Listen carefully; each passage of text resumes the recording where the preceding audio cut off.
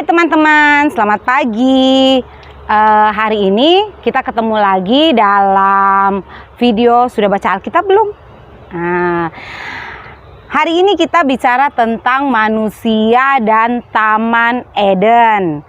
Kalau di video yang lalu kita cerita tentang bagaimana Tuhan menciptakan bumi dan segala isinya selama 6 hari, dan pada hari ke-7 Tuhan berhenti dari proses menciptakan langit dan bumi serta semua isinya. Tetapi berhenti di sini bukan berarti Tuhan gak bekerja loh, karena kita tahu di Perjanjian Baru Tuhan berkata bahwa Tuhan terus bekerja menopang segala sesuatu ciptaannya yang ada di bumi ini, dan Tuhan menikmati hasil ciptaannya di hari yang ke-7. Di video yang lalu kita ada cerita tentang kenapa manusia itu istimewa. Kenapa manusia istimewa itu banyak hal sih yang membuat manusia istimewa. Tetapi beberapa salah satunya ya, ketika Tuhan membuat manusia dari debu tanah, Tuhan menghembuskan nafas hidup di dalam hidung manusia. Jadi kalau kita tahu debu tanah itu kan banyak ya, sesuatu yang nggak ada harganya. Di mana-mana kita pergi juga kita ketemu debu tanah. Yang kedua, yang membuat kita istimewa, Tuhan Allah yang besar mau berinkarnasi menjadi Tuhan Yesus Kristus. Untuk apa? Untuk datang ke dunia menebus dosa saya dan teman-teman yang sudah kita lakukan, sehingga kita ini adalah manusia yang istimewa. Jadi kita nggak usah merasa kecil hati, karena di mata Tuhan kita itu sangat istimewa. Setelah Tuhan sudah menciptakan Adam, Tuhan membuat satu taman di Eden, dinamakan Taman Eden. Teman-teman tahu nggak artinya Eden? Nah, Eden itu artinya sukacita dan kenikmatan. Sukacita dan kenikmatan di sini kita nggak tujukan buat sesuatu yang ada di bumi ya teman-teman, tapi sukacita dan kenikmatan di dalam Tuhan. Bagaimana ketika mungkin keadaan tidak menyenangkan, tetapi kita bisa tetap bersukacita karena Tuhan ada di dalam kita. Teman-teman mungkin ada yang tahu Eden itu di mana? Taman Eden itu yang di mana? Mungkin ada yang udah tahu, ada yang belum tahu. Jadi, Taman Eden itu bukan di mana-mana ya. Taman Eden yang dibilang di Alkitab ini, yang Tuhan ciptakan untuk Adam, itu ada di bumi ya teman-teman. Jadi, Eden yang dibuat Tuhan, yang dalam Alkitab itu Eden yang ada di bumi ya, yang Tuhan buat Adam dan Hawa. Ketika Tuhan membuat taman di Eden, jadi Tuhan sebelum meletakkan Adam di Taman Eden, Tuhan telah lebih dulu membuat taman. Kita bisa bayangkan nggak teman-teman, kalau taman buatan manusia saja itu indahnya minta ampun. Kita mungkin ada pernah dengar taman gantung di Babilonia, terus ada taman bunga di luar negeri, di dalam negeri, itu semua taman. Ini saya sebenarnya juga di taman sih, tapi tamannya ini taman pisang. Ya, tapi tetap aja yang namanya taman itu enak. Kita bisa sepertinya menyatu dengan alam. Itu taman buatan manusia loh. Coba bayangkan taman buatan Tuhan yang dibuat buat Adam, apa nggak bagus luar biasa itu ya. Ketika Tuhan membuat taman itu, kemudian Tuhan menempatkan Adam di dalam taman itu, Tuhan memberikan kepada Adam suatu tanggung jawab untuk mengusahakan dan memelihara taman itu. Apa artinya untuk mengusahakan dan memelihara taman itu? Jadi kita tahu Tuhan belum memberikan nama-nama pada hewan, nama-nama pada tumbuhan. Jadi Adam diberi hak untuk memelihara, mengusahakan taman itu. Seneng nggak? Seneng. Apa hubungannya dengan kita? Teman-teman, apapun pekerjaan kita saat ini, mau kita itu ibu rumah tangga, mau kita itu seorang bos di perusahaan besar, mau kita karyawan, mau kita seorang penyapu jalan, apapun profesi kita, apapun tanggung jawab yang Tuhan berikan, mari kita sama-sama melakukan pekerjaan itu dengan sebaik-baiknya dan dengan penuh tanggung jawab. Karena kita juga nggak boleh kecil hati ya. Mungkin kita seorang penyapu jalan, kita kadang sepele, apalah pekerjaan ini, nggak ada artinya. Tapi jangan loh teman-teman, di mata Tuhan semua pekerjaan itu ketika kita lakukan dengan sungguh-sungguh dan takut akan Tuhan, itu akan menjadi satu berkat yang luar biasa. Mungkin kita nggak kaya, mungkin profesi kita nggak hebat, tapi ketika kita bekerja dengan sungguh-sungguh, mungkin orang lain bisa lihat, itu siapa ya, hebat ya. Walaupun seorang penyapu jalan, dia menyapu dengan sungguh-sungguh. Itu satu kebanggaan buat kita sendiri. Dan mungkin ketika mereka melihat kita bisa bekerja dengan sungguh-sungguh, mungkin mereka mau memuji Tuhan yang menciptakan kita. Jadi kita nggak usah pernah kecil hati teman-teman ya. Karena setiap pekerjaan yang Tuhan izinkan, itu Tuhan bertanggung jawab untuk kehidupan kita. Jadi kita laksanakan dengan sungguh-sungguh. Buat kita juga, buat teman-teman yang mungkin saat ini mendapatkan posisi tinggi di perusahaan, kita juga nggak usah sombong. Kenapa kita nggak usah sombong?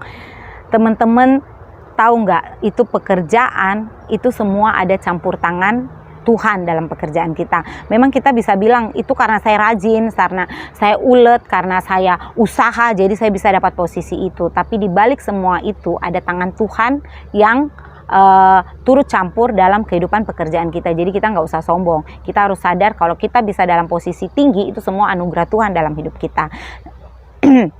Jadi ketika Tuhan izinkan kita untuk mendapat posisi yang tinggi, kita tetap rendah hati. Karena apa? Ketika kita rendah hati, orang lain mungkin akan melihat, hebat ya, posisinya tinggi sekali loh, tapi dia orangnya rendah hati ya. Nah, ketika orang melihat kerendah hatian kita, mungkin orang akan memuji Tuhan kita yang di sorga. Jadi orang lain itu teman-teman, dia nggak pernah lihat Tuhan, tetapi mereka bisa melihat Tuhan lewat kehidupan kita setiap hari. Cerita-cerita tentang merawat dan mengusahakan taman, saya ada sedikit tips ya teman-teman, cara sederhana yang kita bisa lakukan di rumah dengan bahan yang minimal untuk merawat taman-taman kita di rumah. Berikut cuplikannya. Beberapa cara buat kita menyayangi alam ya, merawat lingkungan kita. Cara sederhana yang pertama ini air beras ya. Air beras ini, air bekas cucian beras ini kita nggak buang ya, kita gunakan untuk menyiram tanaman nanti sore. Terus di rumah ada cabai busuk ya, ini cabai yang busuk kita juga nggak buang. Kenapa? Ini bijinya nanti kita bisa tanam jadi bibit. Dan yang ketiga, buat di teman-teman yang suka makan telur, ini saya ada banyak telur. Ini untuk apa? Kulit telur ini akan saya tumbuk dan nantinya akan menjadi serbuk yang akan kita taburkan di tanaman kita biar tanamannya bisa tumbuh subur. Jadi kulit telur ini akan kita haluskan menjadi serbuk sampai kulit telurnya halus. Dekat. Telur yang tadi sudah halus ya, kita udah haluskan dan kita siap untuk menaburkan kulit telur ini ke tanaman kita yang berguna buat nutrisi tanaman kita. Air beras ini kita akan siram di tanaman supaya tanamannya tumbuh subur seperti ini.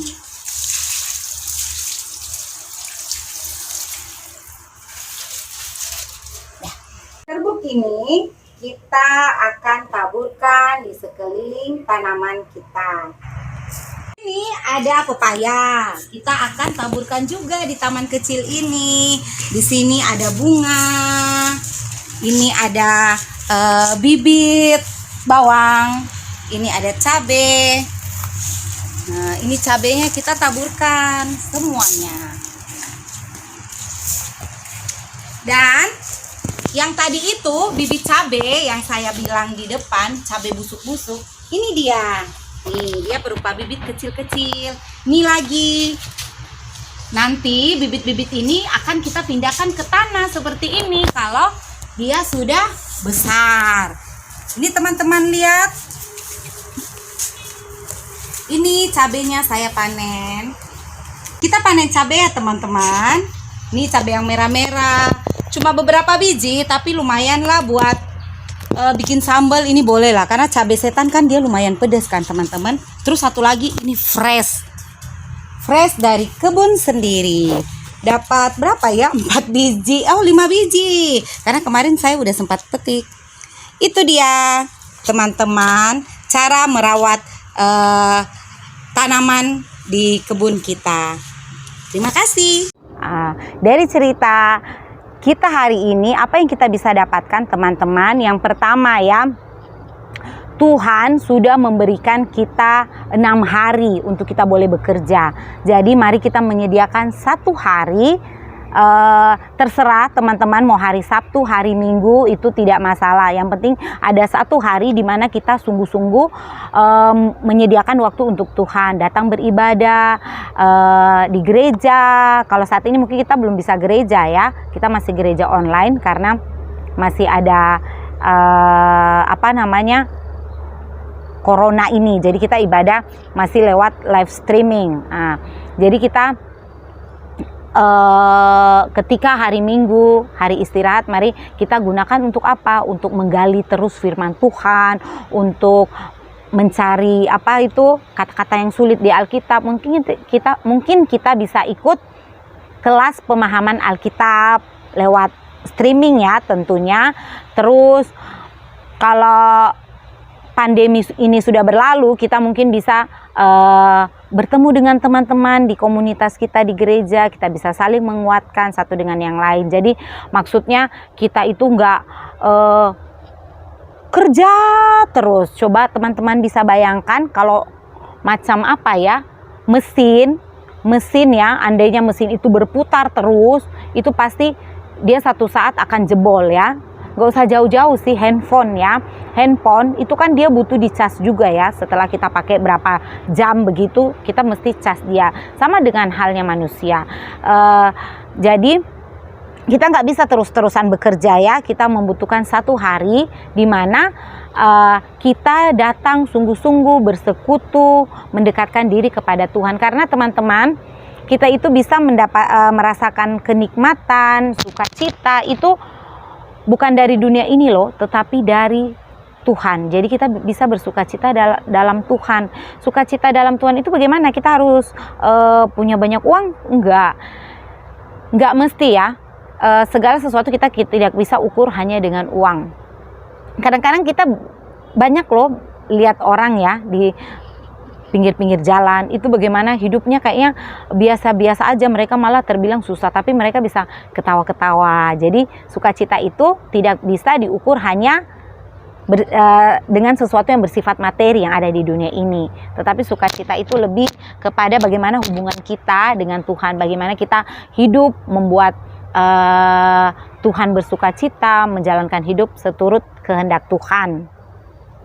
Yang kedua, apa yang kita bisa pelajari ketika Tuhan memberikan kita pekerjaan, apapun pekerjaan itu teman-teman, mari kita lakukan dengan sepenuh hati. Pekerjaan kita sebagai ibu rumah tangga, mari kita sama-sama mendidik anak-anak kita menjadi anak-anak yang takut Tuhan. Kita sebagai karyawan, mari kita bekerja baik-baik supaya ketika kita bekerja, orang lain bisa melihat kalau kita itu beda, kita nggak sama dengan teman-teman yang lain. Ketika kita menjadi bos juga, mari kita sayang karyawan kita. Jadi walaupun kita memiliki pangkat yang tinggi, itu bukan menjadi penghalang untuk kita tetap membagikan kasih Tuhan pada semua orang. Kalau teman-teman merasa bermanfaat dengan sharing kita hari ini, teman-teman bisa bagikan dengan teman-teman yang lain. Jangan lupa satu hal, sudah baca Alkitab belum? Demikian sharing kita hari ini. Tuhan Yesus memberkati. Dah.